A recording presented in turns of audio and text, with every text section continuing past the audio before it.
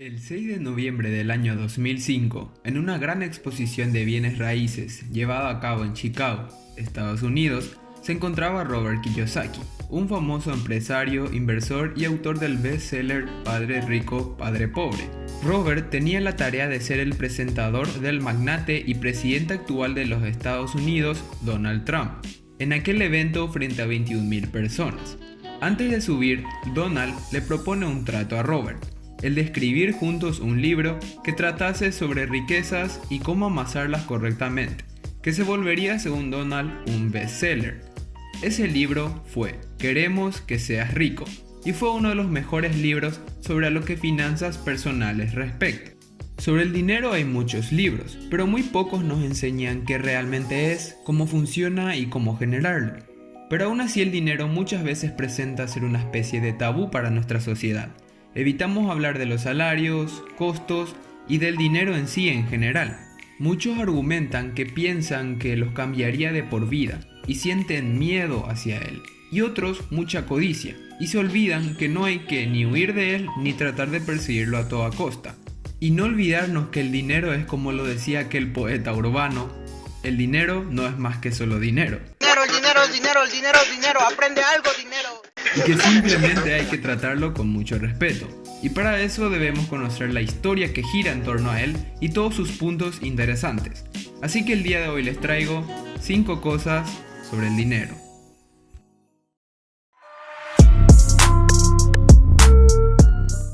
El término dinero deriva del nombre de la moneda romana de plata, denarius, y ha servido como medio de intercambio desde esas épocas hasta la actualidad.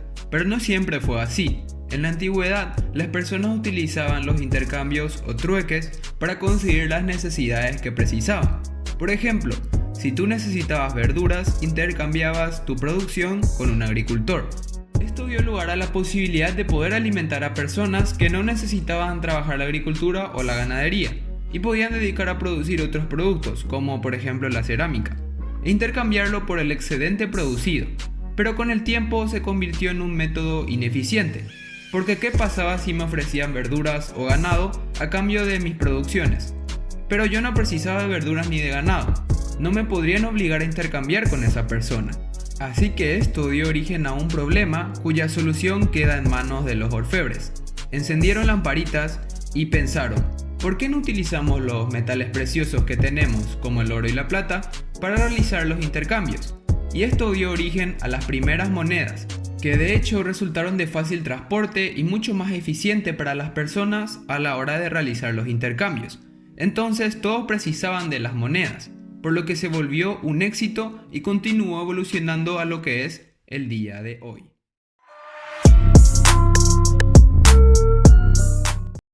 Esta pregunta se la hacen muchas personas de todas las edades, en especial los adultos o jóvenes que quieren tener un cambio en su forma de vida, porque aprender sobre finanzas en la actualidad se vería como algo crucial, ya que vivimos en tiempos de cambios tan grandes y rápidos en la economía, en donde tener una educación financiera es algo ideal.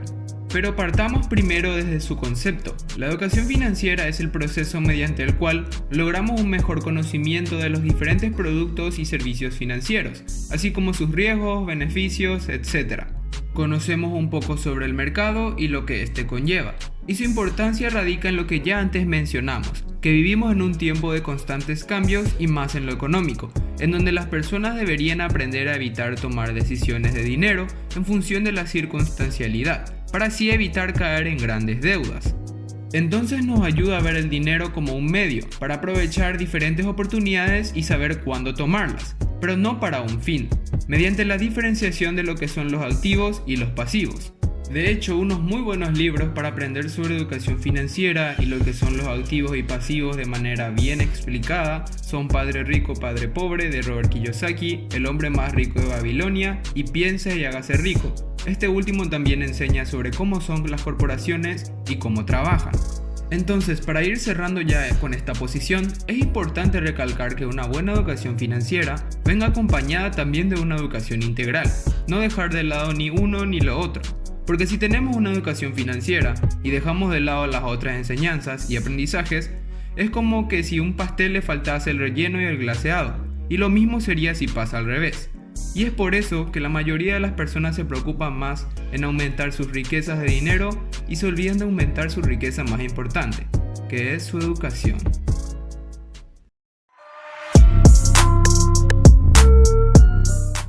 La historia de los impuestos es casi tan antigua como la historia del hombre pensante. Desde las primeras sociedades humanas, los impuestos eran aplicados por los soberanos o jefes en forma de tributos, muchos de los cuales eran destinados para asuntos ceremoniales y para las clases dominantes, siendo así China, Egipto y Mesopotamia las primeras regiones con leyes tributarias.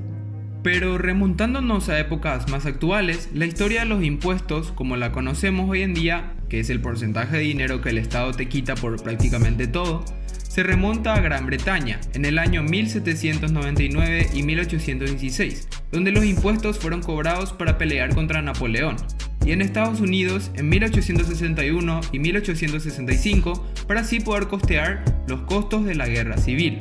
Entonces, este hecho histórico dio origen a que el Estado probase el sabor de dinero, y obviamente a los picarones les encantó. Entonces el impuesto sobre la renta se hizo algo permanente en Inglaterra desde 1874 y desde 1913 en Estados Unidos. Desde sus inicios, los americanos se mostraron en contra de los impuestos, proclamándose inclusive enemigos de los mismos. Un dato interesante sobre este hecho es que dio origen a la famosa fiesta del té en la bahía de Boston, resultado de la suba excesiva de impuestos sobre el té.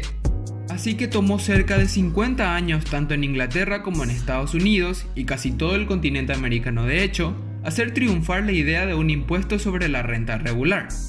Otro dato interesante sobre los impuestos es que en sus inicios eran establecidos solo contra los ricos, vendiendo el famoso cuento de Robin Hood, hombre que robaba a los ricos para dar a los pobres. Los gobiernos vendieron este cuento a su población de clase media y clase baja, enganchados por la idea de que los ricos serían castigados y parte de su fortuna sería en cierta forma arrebatada, aceptaron la idea de los impuestos y fue así popularizándose. Pero como dije, una vez que el gobierno probó el sabor del dinero, se dio la vuelta a la milanesa, castigando así más a la clase media y baja que a los ricos, que astutamente supieron cómo pagar menos impuestos.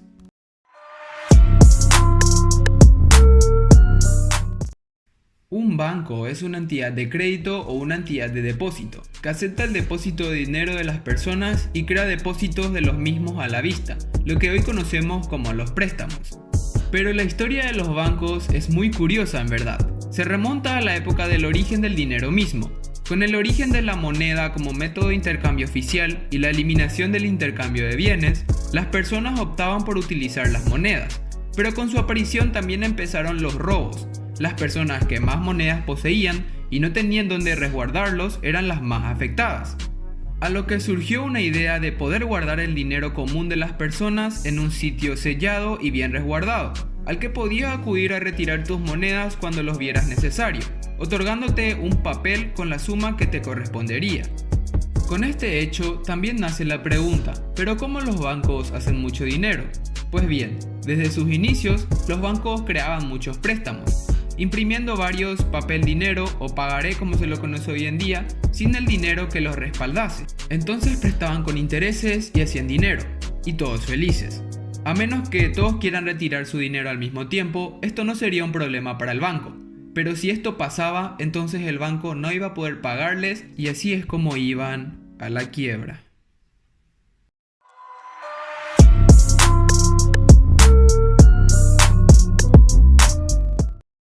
Sobre este tema la verdad que me gustaría comenzar con un ejemplo, el de Marcus Persson, que es un programador sueco del cual hablé en mi video de 5 videojuegos más vendidos.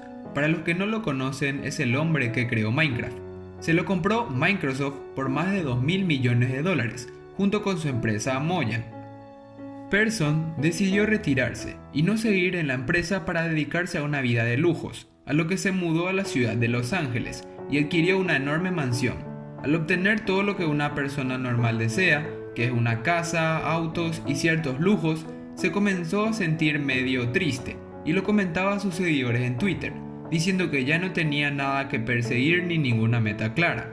Junto con el ejemplo de Persson, hay muchos otros ejemplos de personas que también cayeron en una misma situación, Pero con este mensaje no pretendo decir que ser rico esté mal, ni mucho menos, sino inclusive todo lo contrario. La riqueza o la independencia financiera es un ideal que en mi opinión todos deberíamos perseguir, y no ceder al miedo y a la ignorancia de simplemente no intentarlo, ya que esto es la principal causa de la pobreza y las dificultades financieras. Pero no perderse en el camino es lo más importante, no dejarse cegar por el dinero y su poder, y olvidarnos de nuestra riqueza más importante y de mayor valor, que es nuestra mente. Ya que a menudo más dinero en nuestros bolsillos no resuelve ningún problema, muchas veces inclusive lo hace más grave, ya que una persona que se vuelve rica también saborea el dinero y quiere mucho más, y también con la riqueza nace un nuevo problema, que es el miedo a perderlo todo.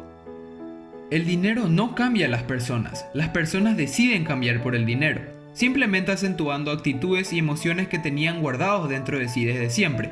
El dinero no te da felicidad, te da la opción.